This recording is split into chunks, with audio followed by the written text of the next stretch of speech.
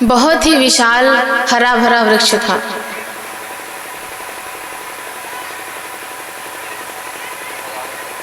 सैकड़ों पंछियां उस पर अपना बसेरा बनाकर रहती थीं। आते जाते पथिक उस वृक्ष के नीचे विश्राम करते थे। गांव वालों को उस वृक्ष से बहुत लगाव था। संयोग से कुछ समय बाद धीरे धीरे उस वृक्ष के पत्ते पीले पड़ने लगे, सूखने लगे, झड़ने लगे और देखते ही देखते धीरे धीरे पेड़ सूखकर लकड़ी जैसा हो गया। गांव वालों ने बहुत सीधा पानी किया, बहुत सिंचाई, बहुत ध्यान दिया, लेकिन वृक्ष की हालत में सुधार नहीं आया। वो सूखता चला गया। संयोग से उस गांव में एक संत का आना हुआ। गांव वालों ने संत के सामने अपनी समस्या रखी। संत ने योग विद्या के द्वारा उस वृक्ष का परीक्षण किया और बताया कि इसकी जड़ में कीड़े पड़ गए हैं। आप लोग कितनी भी सिंचाई कर लें, जब तक इस कीड़े का समाधान नहीं करेंगे, वृक्ष फिर से हरा भरा नहीं होने वाला। और मैं कहती हूँ कि अगर मन में कीड़े पनप गए तो कभी भी परिवार हरा भरा नहीं हो सकता। सदस्यों के बीच परिवार में अगर फूट के कीड़े पनप गए तो कभी भी परिवार हरा भरा नहीं हो सकता। उस संत ने औषधि बताई, गांव वालों ने उपचार किया और वृक्ष धीरे धीरे फिर से हरा भरा हो गया। और यही हालत हमारे परिवार में है।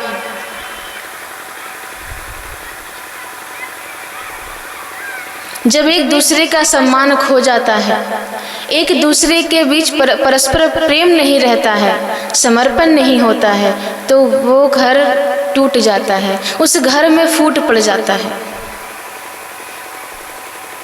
और इसका भी इलाज है कि एक दूसरे के प्रति प्रेम हो, समर्पण हो, सम्मान हो, श्रद्धा हो। कहा जाता है कि जब रिश्ता जुड़े तो पूरी आंख खुली रखो। जोड़ते वक्त सारी कमियां, सारी अच्छाइयां देख लो, जांच लो, परख लो। लेकिन जब रिश्ता जुड़ जाए तो आधी आंखें बंद कर लो, अर्थात उसके दोष देखना बंद कर दो, गलतियां देखना बंद कर दे, तभी रिश्ते निभा पाएंगे। रिश्ता जोड़ना एक कला है, लेकिन उस रिश्ते को निभाना एक साधना है।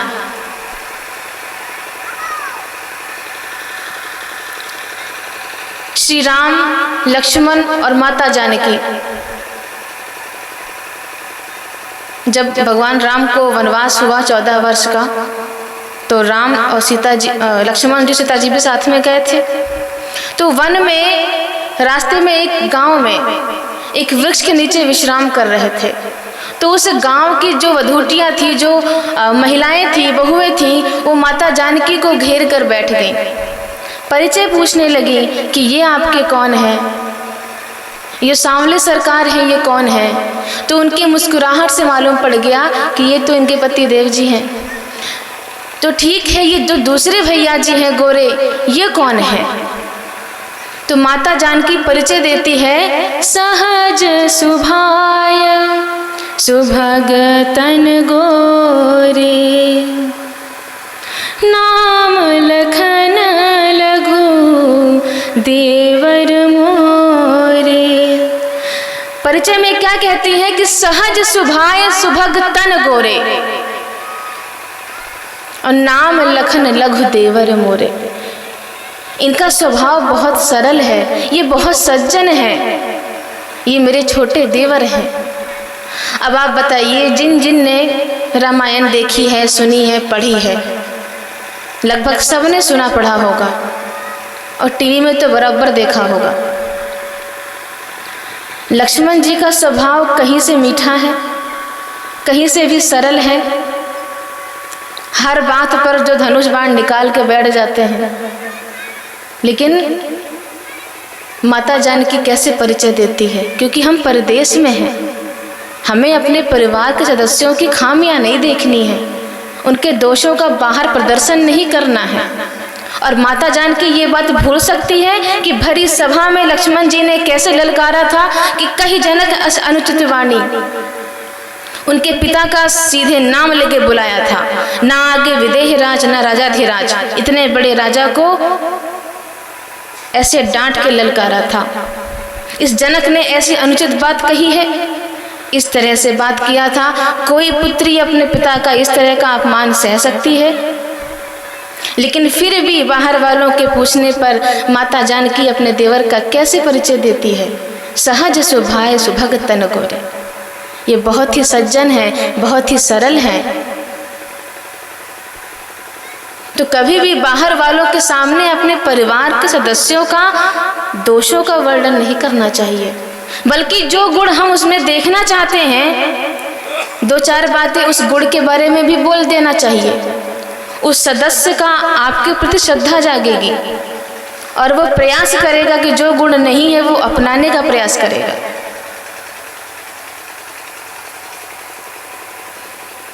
दो महात्मा जी थे, एक राजा के यहाँ भोजन के निमंत्रण में गए। भोजन से पहले स्नान की बात थी। एक महाराज जी अपना आसन बिस्तर ठीक कर रहे थे, दूसरे महाराज जी नहाने गए थे। तो राजा उस महात्मा जी के पास आते हैं जो आसन पर बैठे हुए थे। बोले, आपके साथ ये जो महात्मा जी हैं बड़े दयालु हैं, ज्ञानी मालूम पड़ते हैं, आपको अपने साथ रखा है ना? महात्मा ने कहा, काहे का ज्ञानी है? बैल है, एक से भले दो, हम ही सोच के अपने साथ लगाए रहते हैं। राजा ने कहा, चलो ठीक है, कोई बात नहीं। अब जो स्नान करने गए थे वो वापस आकर बैठे, ये महात्मा जी स्नान करने गए। राजा ने फिर से ऐसी ही बात की दूसरे महात्मा से भी कि आपके साथ जो हैं वो बड़े दयालु हैं, दयावान मालूम पड़ते हैं, अपने साथ आपको लगाए रहते हैं। ये महात्मा जी भी वही बोलते हैं, काहे का ज्ञानी, काहे का दयालु, वो क्या अपने साथ लगाएगा, मैंने अपने साथ लगा रखा है, घोड़ा है, खा खा के घोड़ा जैसा शरीर बना लिया है बस। राजा समझ गया दोनों एक से बढ़कर एक हैं। अच्छा ठीक है, दोनों ने स्नान किया, भोजन पर बैठे तो एक के आगे रख दिया घास और एक के आगे रख दिया भूसा। महात्मा ने कहा, ये कौन सा मजाक है, भोजन पर बुलाया था, ये घास भूसा खिलाओगे हमको? राजा ने कहा, आप ही ने कहा था ये बैल है, आपने कहा था ये घोड़ा है, घोड़ा घास खाता है, बैल भूसा खाता है। तो अपने परिवार के जनों का बाहर ऐसा परिचय ना दो कि खुद ही फंस जाओ। जब तक सम्मान नहीं होगा, प्रेम नहीं होगा, उस घर को टूटने से कोई बचा नहीं सकता है।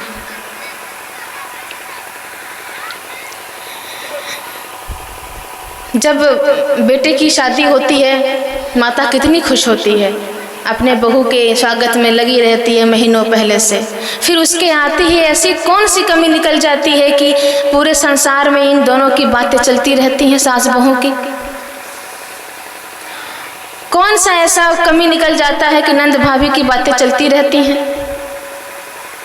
बहुओं की या बहनों की अगर बात करें, अगर उनकी माँ डांट लगाती है तो उसको डांट कहती हैं, 2 दिन में या 2 घंटे में ही सब कुछ ठीक हो जाता है और पूरे प्रेम से, पूरे हृदय से अपने माँ के साथ सब कुछ ठीक हो जाता है। फिर से वही प्रेम, फिर से वही व्यवहार। लेकिन जब सासू माँ 2 बातें बोल देती है तो उसको ताने का नाम क्यों दिया जाता है? और उसको ताने का नाम देकर जीवन भर के लिए गांठ बांध कर लेके चलती हैं। इस दिन इन्होंने ये कहा था, इस दिन इन्होंने ये कहा था, उस दिन इस बात पर ये कहा था। और इधर माताओं का भी वही स्वभाव, सासू माओं का भी। अगर आप अपनी बेटी की गलतियां नज़रअंदाज कर सकती हैं, उसे सिखा सकती हैं। 30 साल की बेटी अगर आपके घर में बैठी है तो वो भी आपके लिए बच्ची है, लेकिन 22 साल की लड़की जो शादी करके आपके यहाँ आई है, उसको आप अपने बराबर के, जैसे मैंने संभाला है वैसे वो भी संभाले। मतलब आप 50 साल की हैं, वही काम वो 22 साल की उम्र में परफेक्ट करने लगे, एकदम आपकी तरह। तो सासू माओं को भी चाहिए कि पुत्री के समान प्रेम दें, और बहुओं को भी, बेटियों को भी चाहिए कि अपनी माओं को, सासू माओं को बराबर सम्मान दें और प्रेम दें। उनकी बातों को भी वो गांठ ना बांध लें, या तो क्षमा कर दें या क्षमा मांग लें, तभी घर वो फलता फूलता है। वरना इस धरती पर सबसे बड़ा नरक वही है जिस घर में आपस में प्रेम नहीं होता।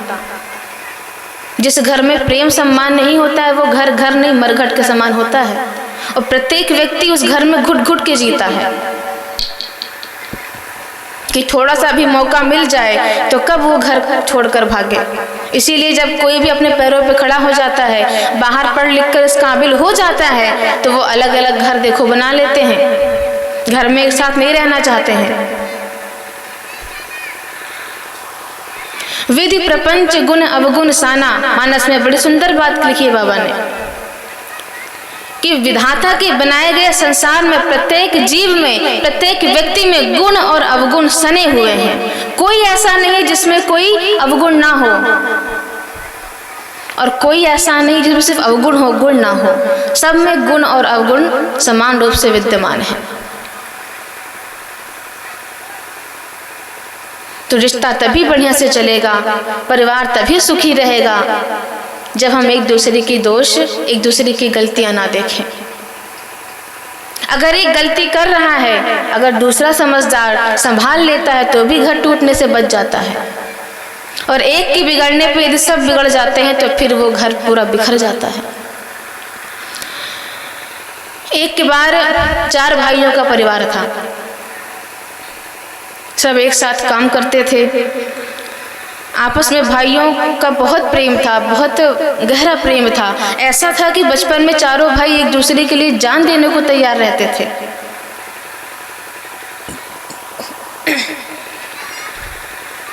लेकिन जैसे जैसे भाई सब बड़े हुए, विवाह हुआ एक दूसरे का, अपने अपने बालक हुए, तो भाई भाई दिखना कम हो गया।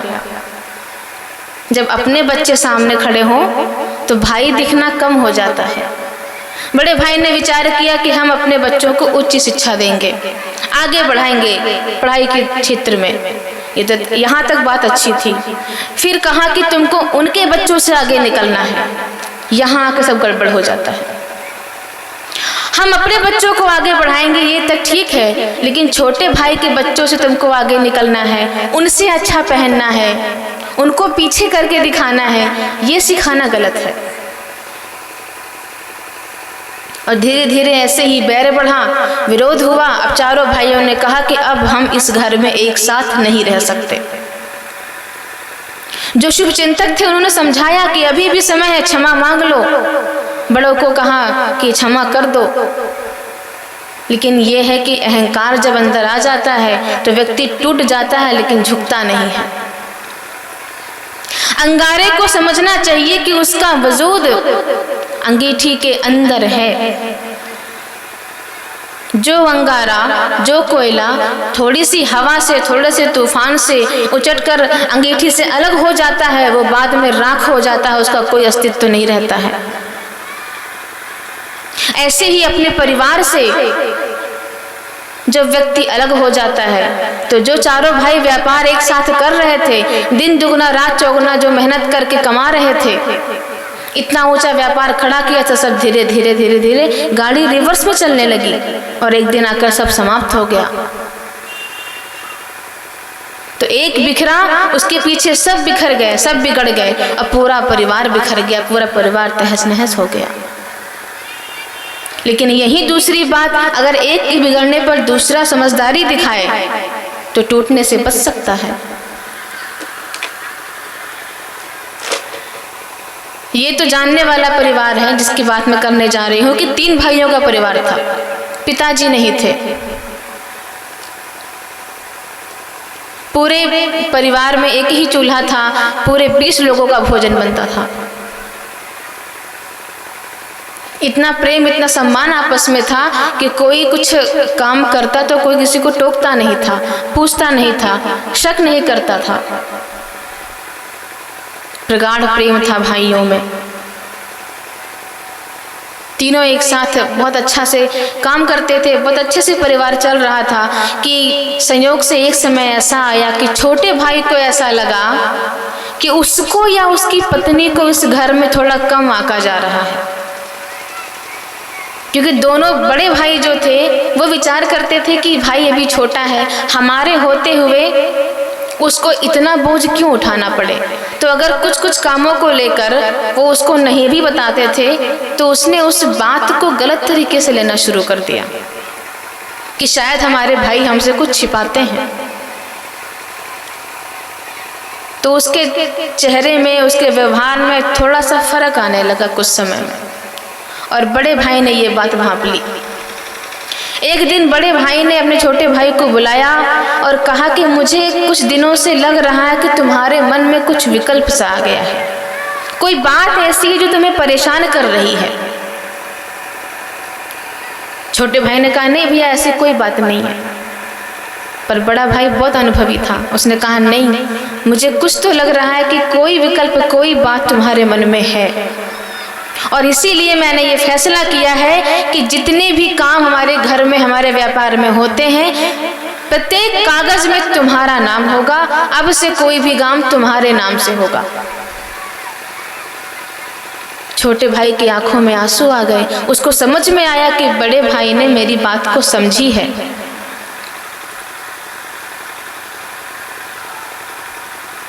उसने हाथ जोड़ा, भैया ऐसा मत करिए, आज के बाद ऐसी गलती हमसे कभी नहीं होगी, मुझसे बहुत बड़ी भूल हो गई, मैंने आपके प्रेम को समझा नहीं।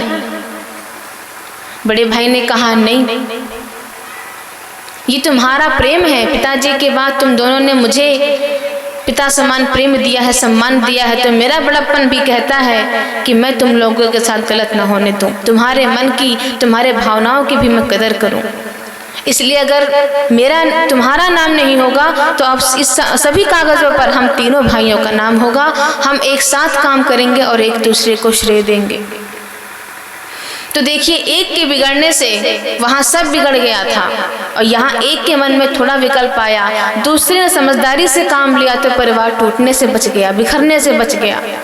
तो ये बहुत ही आवश्यक है कि घर में हम एक दूसरे की भावनाओं का सम्मान करें, बिना कहे एक दूसरे की परेशानियों को समझें, साथ मिलकर अगर कोई गलती भी कर रहा है तो भी उसका परस्पर साथ दें। हर जगह कड़वाहट पैदा करके, चिल्ला के, डांट के सब कुछ सही नहीं होता है। सबसे बुरी बात तो आजकल ये है, हम लोग बोलना बंद कर देते हैं, बात करना बंद कर देते हैं, और फिर धीरे धीरे दूरियां ऐसी आती हैं कि घर बट जाता है, जितने भाई उतने हिस्से हो जाते हैं, माँ बाप का भी अलग हिस्सा हो जाता है। तो बात बंद नहीं करनी है। जिस तरह बड़े भाई ने बुलाकर छोटे भाई से बात किया, शंका जो थी उसका समाधान किया, और हंसी खुशी परिवार फलने फूलने लगा।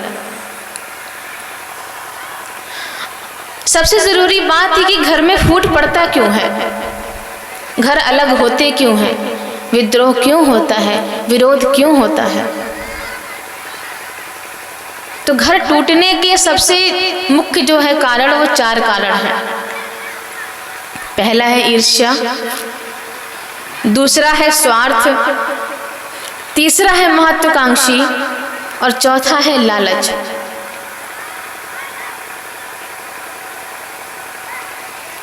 भाई भाई में ईर्ष्या है, बहनों में ईर्ष्या है, देवरानी जेठानी में ईर्ष्या है, एक दूसरे की प्रगति रोक देख नहीं पाते, दूसरे ने सामान ज्यादा ले लिया तो पहले को तकलीफ हो रही है, पहले ने ले लिया दूसरे को तकलीफ हो रही है, और जो खुद आपस में भाई भाई करते हैं, जो आपस में माताएं करती हैं, फिर वही बच्चों को सिखाती हैं। ये तो हर घर की कहानी है ना, हर घर में ऐसा होता है। और सबसे सामान्य बात बता रही हूँ, सबसे जनरल जो हर घर में होता है, जहाँ एक से ज़्यादा बहुएं आ जाती हैं। अगर बड़े बेटे की शादी हुई, बड़ी बहू आई, तब घर की परिस्थिति कुछ और थी। अब कुछ साल बाद जब छोटे बेटे का विवाह होता है और अगर फैसिलिटी या खर्चे या जो भी रस्म रिवाज उससे बेहतर हो गया, तब तो घर में घड़ी घड़ी महाभारत होनी है हर रस्म पे। मेरे विवाह में तो ऐसा नहीं हुआ था, मेरे को तो इतना शगुन नहीं आया था, मेरे को तो इतना नहीं दिया गया था। होता है ना माता जी, हर घर में होता है, वहीं से शुरू होता है। और कुछ समय बाद ऐसा होता है कि बहुएं घर अलग कर लेती हैं, और फिर वो वही चीज पीढ़ी दर पीढ़ी चलती रहती है। फिर वही बच्चे करते हैं, उनके बच्चे करते हैं। अपना खिलौना उसको मत देना, दूसरी माता सिखाती है तुम अपना खिलौना उसको मत देना। सिखाती कि नहीं सिखाती हैं? तो घर तोड़ने का काम कौन करता है? अब मैं स्त्री होके ऐसी बातें कर रही हूँ, पर जो सच है वो तो है। जब श्री राम, लक्ष्मण, शत्रुघ्न, भरत आंगन में खेल रहे होते हैं तो कौशल्या माता आती है तो पहले भरत जी को अपने गोद में उठाती है। प्रभु श्री राम पूछते हैं कि आपने पहले भरत को गोद में उठाया, मुझे क्यों नहीं उठाया? तो कौशल्या माता कहती हैं कि तुमको तुम्हारी माँ गोद में लेगी। तो तुम किसकी माँ हो? कौशल्या माँ कहती मैं भरत की माँ हूँ, तुम्हारी माता तो कैकेयी है। जब इस तरह के आदर्श परिवार में होंगे तो उस घर में बड़े से बड़ा तूफान आ जाए, कभी घर टूट नहीं सकता है।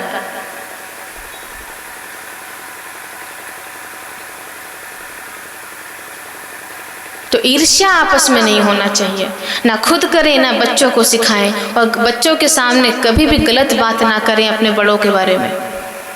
जो देखते हैं बच्चे वही सीखते हैं। दूसरी बात मैंने कही स्वार्थ में अंधा होकर व्यक्ति पतन के रास्ते पे चल पड़ता है, अनीति को अपना लेता है। एक परिवार में 4 भाई थे, 0 से स्टार्ट किया उन लोगों ने, बहुत बढ़िया काम चल रहा था। कोई एक दूसरे से पूछता नहीं था, कोई कितना भी काम बढ़ा सकता है। एक कोई ऐसा काम था, छोटे भाई ने प्रस्ताव रखा कि मैं ये काम शुरू करना चाहता हूँ, और भाइयों के बीच में बात हुई कि इतना मुनाफा होना है। जब वो काम करके छोटा भाई लौटता है तो जितने मुनाफे की बात भाइयों के बीच में हुई थी उसका दुगना मुनाफा हो जाता है, और जितना एक्स्ट्रा मुनाफा हुआ रहता है वो अपनी जेब में रख के और सारे पैसे फिर भाई को दे के चला आता है।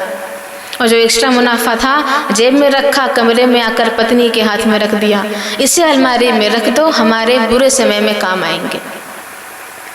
पत्नी बहुत समझदार थी, बहुत धार्मिक थी, बहुत सज्जन थी। उसने पूछा आज तक आपने इतने पैसे कभी लाकर तो दिए नहीं, ये कैसे पैसे हैं? तो व्यक्ति ने बताया कि जिस काम को लेकर मैं बाहर गया था उसमें एक्स्ट्रा मुनाफा हुआ है, ये वही पैसे हैं, इसे रख लो। बाकी जितने की बात भाइयों से हुई थी वो मैं उन्हें दे आया हूँ, हमारे बुरे समय में, विपदा में ये काम आएंगे। पत्नी ने कहा ये झूठ बोलकर अपने भाइयों से आप पैसे मुझे लाकर दे रहे हो, मुझे तो इस पैसे में ही दोष दिखाई दे रहा है। अरे ये पैसा तो ऐसा है जो हमारे घर को फोड़ देगा। जब स्वार्थ की बू अगर आप भांप लें और सजग हो जाएं तो कभी भी आप गलत रास्ते पर नहीं जा सकते। पत्नी ने खूब समझाया और उसकी प्रेरणा से उस व्यक्ति की आंखें खुली। वो पैसे भी ले जा करके भैया को बताया, पूरी बात बताई, पैसे भी दिए। तो स्वार्थ नहीं होना चाहिए। स्वार्थ में आकर आदमी कभी भी किसी भी हद तक गिर सकता है, और टूटते टूटते देखिए परिवार बच गया। चौथी चीज है, तीसरी चीज है महत्वाकांक्षी। महत्वाकांक्षी मतलब हर कोई परिवार में अपना महत्व चाहता है कि मेरी ज्यादा चले। पिता चाहते हैं मेरी चले, माता चाहती है मेरी चले, बेटा चाहता है अब मैं कमाता हूं तो मेरी चले, बहू चाहती है घर मैं संभालती हूं तो मेरी चले। सबको अपनी महत्ता से प्रेम है।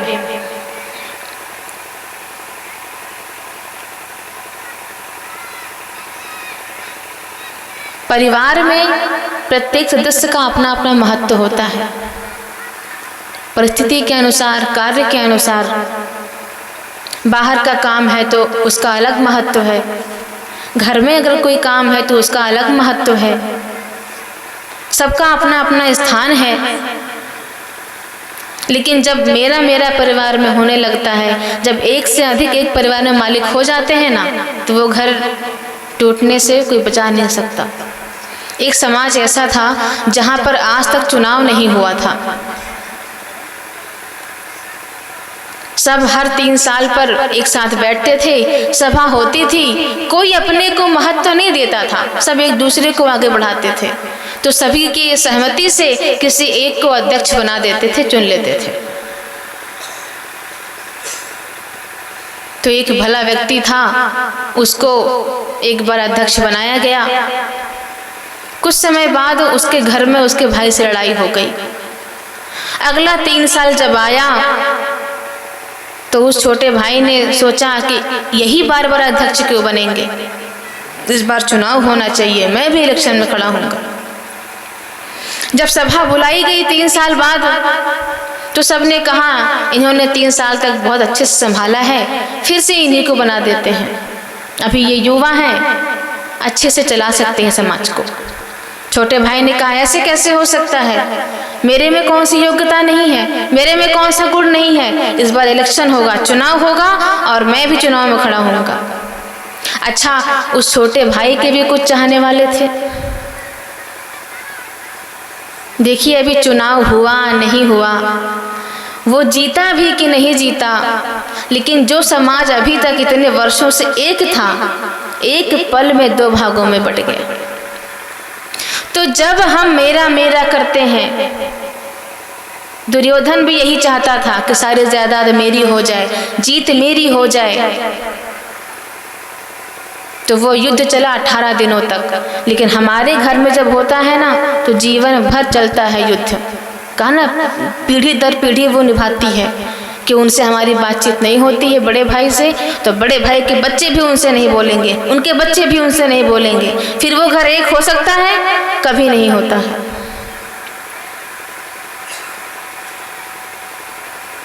तो हम एक दूसरे का महत्व बनाकर रखें, अपना महत्व अपने आप बन जाएगा। और चौथी चीज है लालच। लालच नहीं होना चाहिए। अपने लाभ के लिए व्यक्ति फिर कुछ भी कर जाता है, किसी का भी अपमान कर जाता है, गलत रास्ता अपना लेता है। तो परिवार में परस्पर प्रेम हो, एक दूसरे के प्रति सम्मान हो,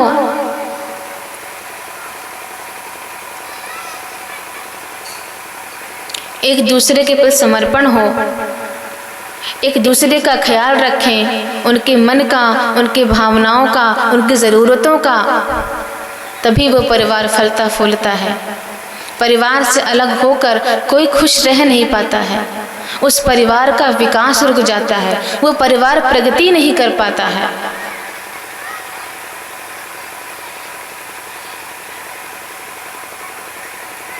एक छोटा सा प्रेरक प्रसंग है, इसके बाद मैं अपनी बात को विराम दूंगी।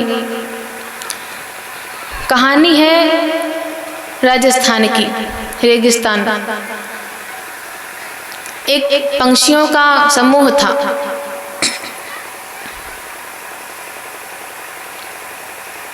वो सब एक साथ हमेशा रहते थे। आते जाते बहेलिया ने देख लिया कि यहाँ पर पक्षियों का झुंड रहता है, तो दूसरे दिन वो जाल लेकर के आया। बहेलिया ने जाल बिछाया, दाना डाला और इंतजार करने लगा। दाने देखे तो जो मुख्य पंछी था उस समूह का, उसने कहा ध्यान रखना, जाल भी बिछाया हुआ है, लालच नहीं करना है हमें। तो दूसरे ने कहा कोई बात नहीं, हम रेगिस्तान में रहते हैं, बहुत सारे कांटे वाले पौधे हैं, हम दाना चुन लेंगे, फिर एक साथ जोर लगाएंगे, जाल लेकर उड़ जाएंगे और किसी नागफनी के कांटेदार पौधे पर बैठेंगे तो जाल उस पौधे में फंस जाएगा और हम नीचे से आज़ाद हो जाएंगे। यही योजना बनाई और सब पंछी चले गए दाना चुगने के लिए। सब पंछियों ने दाना खा लिया। उसके बाद जोर लगाकर उड़े, जाल लेकर के एक पौधे पर जो कांटेदार था उस पर फंसा दिया जाल को, और धीरे धीरे करके सारे पंछी आजाद हो गए। 2 दिन 3 दिन चलता रहा ये सिलसिला। लेकिन उस समूह में एक बार 2 पंछियों में लड़ाई हो गई। बहेलिया तीसरे चौथे दिन भी आया, वही जाल बिछाया, दाना भी डाला। सारे पंछी दाने देखे और जाकर के दाना चुनने लगे। जब दाना चुन लिया, अब उड़ने की बारी आई तो जो 2 लड़ रहे थे, मुख्य पंछी ने कहा चलो साथ में उड़ते हैं अब, वरना ये बहेलिया दाना जाल खींचेगा, हम सब फंस जाएंगे और मारे जाएंगे। एक कहती है जो लड़ रही थी, मैं कहती हूँ मैं क्यों, दूसरा कहता है मैं क्यों के चक्कर में सब लड़ते रहे अंदर। और तब तक बहेलिया ने देखा, रस्सी खींचा, सारों को फंसा लिया और लेकर के चला गया। सब एक साथ मारे गए। तो जब हम आपस में लड़ते हैं तो बाहर वाले भी फायदा उठाते हैं, इससे यही सीख मिलती है। तो एक अगर संभल जाए तो परिवार टूटने से बच सकता है। ईर्ष्या ना हो आपस में तो परिवार बच सकता है। स्वार्थ नहीं होना चाहिए तो परिवार बच सकता है। महत्वाकांक्षी नहीं होना चाहिए, लालच नहीं होना चाहिए, और फूट नहीं होना चाहिए, लड़ाई नहीं करना चाहिए, दोष नहीं देखना चाहिए। और इन सब का इलाज एक है, प्रेम। जहाँ प्रेम होता है वहाँ ईर्ष्या हो ही नहीं सकती। वहाँ तो एक दूसरे की प्रगति में अपनी प्रसन्नता है, दूसरे के सुख में अपना सुख है।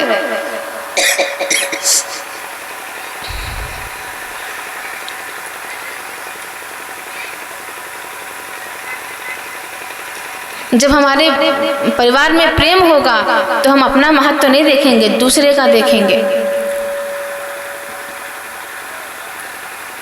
प्रेम होगा, जहाँ प्रेम होता है वहाँ स्वार्थ नहीं होता, वहाँ कोई अपना लाभ नहीं देखता, और झगड़ा तो हो ही नहीं सकता। हाँ, झगड़ा इस चीज़ का हो सकता है कि पहले आप। छोटा भाई प्रेम में यही बोलेगा पहले बड़े भाई, बड़ा भाई बोलेगा प्रेम में कि पहले छोटा भाई। तो इस तरह परिवार को हम बचा सकते हैं।